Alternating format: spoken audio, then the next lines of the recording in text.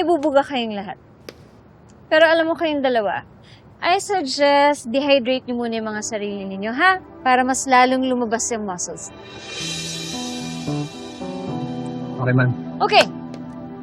Now, gusto kong makita kung meron ba kayong pwedeng maibuga bago kayo sumalang sa stage ko. Okay? Go up. Sayaw. Ano, kukontra ka na naman, Tonyo? Hindi na po, ma'am. Sayaw. Bok, kung kukontra ka, ngayon na dapat. Hindi ako handa, hindi ko alam yung steps.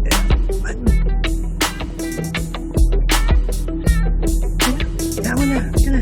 Ako rin naman. Sayaw. Ay, opo, tara na nga. Sabi ko na sa'yo, tara na. Si Jared, galante. Tonyo, wais sa pera.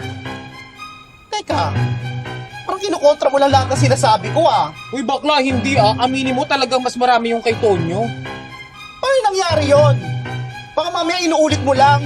Uy bakla, hindi ako nagloloko no. Saka aminin mo no, katrabaho niya pa.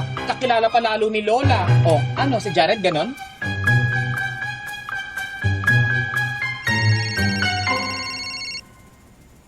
Uy, shh.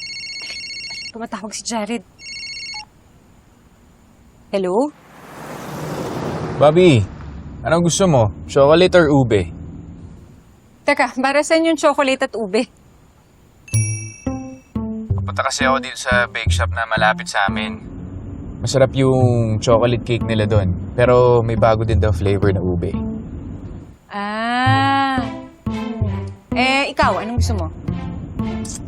Never ko pa kasi na-try yung ube. Pero kung anong gusto mo, yun ang bibili natin. Hindi kasi ako mahilig sa ube. Paano kung hindi ko magustuhan? Okay, so chocolate cake na lang. Yun ang bibiling ko. O sige, chocolate na lang. Doon tayo sa bestseller para siguradong masarap. Alright, I'll see you later, babe. Okay, see you. Di ba si Tonyo yung chocolate? So siya yung bestseller? Tapos si Jared ay ube na ayaw niyang itry. O edi plus points na kagad kay Tonyo. Chocolate! Omar, rebat. Kinangat? Okay, Jared, ube. Ay nako, tama na nga itong kalokohan na to. Hindi ko kailangan gumawa ng list para pumili sa kanilang dalawa dahil nakapili na ako. Si Jared. Okay, si Jared ang boyfriend ko at hindi si Tonyo. Correct. Pili natin to.